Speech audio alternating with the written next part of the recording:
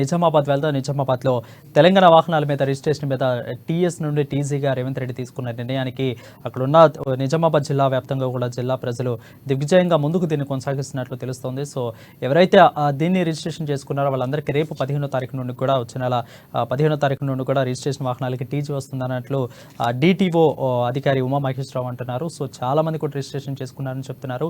So పాత వాళ్ళు చేయించుకోవాలా వద్దా, వాళ్ళ పరిస్థితి ఏంటి, దీని మీద పూర్తి అప్డేట్స్ మా ప్రతినిధి నవీన్ అందుబాటులో ఉన్నారు. నవీన్ చెప్పండి.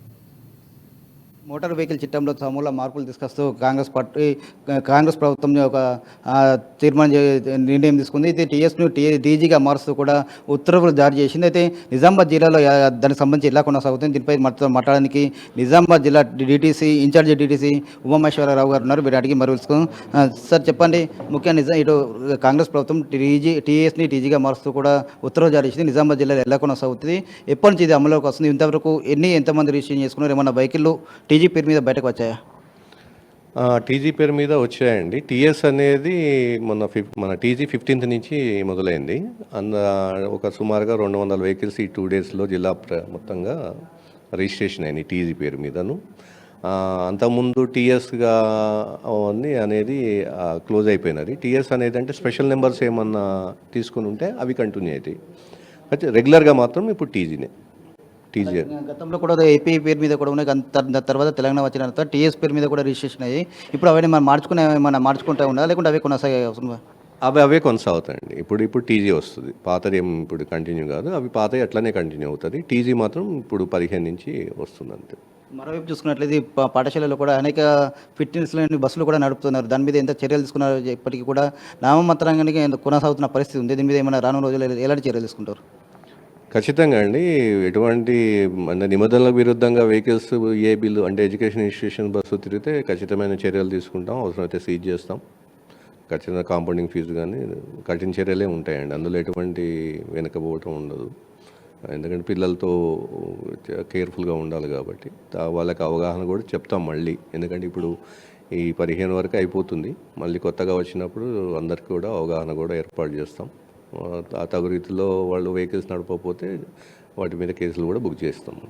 అంటే అనేక మంది వెహికల్ కూడా హెల్మెట్ లేకుండా కావచ్చు, లైసెన్స్ లేకుండా కూడా డ్రైవింగ్ చేస్తున్న పరిస్థితి ఉంది.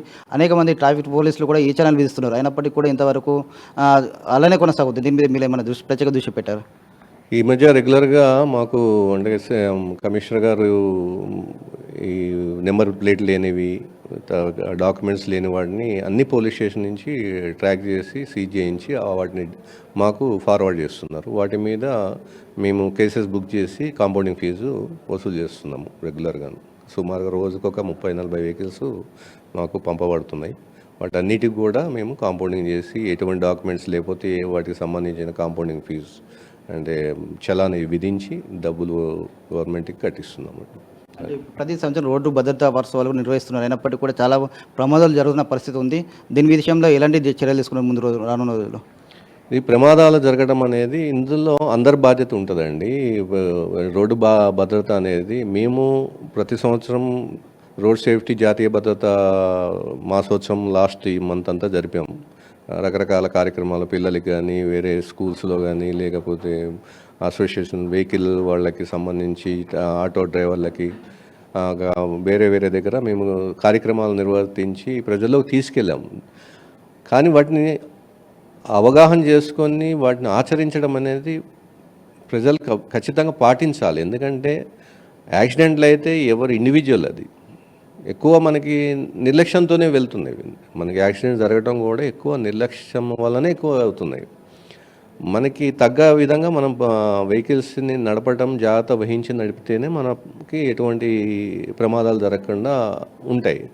హెల్మెట్ పెట్టుకోవటము, సీట్ బెల్ట్ పెట్టుకోవటం కానీ, సెల్ ఫోన్ వాడకపోవటం కానీ, మద్యపానం చేయకపోవటం కానీ, ఇవన్నీ మన ప్రజలు వాటిని పాటించి నడిపితే ఈ ప్రాబ్లం అంతా ఉండదు. ఎందుకంటే మన ప్రాణంతో కూడా పాటుతో అవతల వాళ్ళ ప్రాణాలు కూడా మనకి విలువైనవే.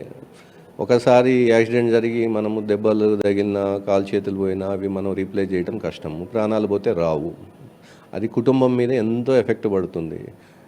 ఇంటి పెద్దకి ఏదైనా అయిందనుకోండి ఆ ఇల్లు ఆ కుటుంబం అంతా ఇబ్బందికరమైన పరిస్థితి ఎదుర్కోవాల్సి వస్తుంది. ఎదిగొచ్చిన పిల్లలు ఏదైనా జరిగిందనుకోండి మళ్ళీ ఏ రకంగా అయినా కూడా మనకి కుటుంబం అనేది దెబ్బతింటుంది. కాబట్టి ప్రజలందరూ కూడా అందరికీ అవగాహన ఉంది చెప్తున్నాము, వాటిని దృష్టిలో పెట్టుకొని ఆ నిబంధనలు పాటించి వెహికల్స్ నడిపితే ఎటువంటి ప్రమాదాలు తగ్గడానికి చాలా వరకు ఆస్కారం ఉన్నది. దయచేసి మా విజ్ఞప్తి ఏంటంటే ప్రజలు నిబంధనలు పాటించండి, జాగ్రత్తగా వెహికల్స్ నడపండి, జాగ్రత్తగా ఇంటికి చేరుకోండి అనేది మా విజ్ఞప్తి ప్రజలకు.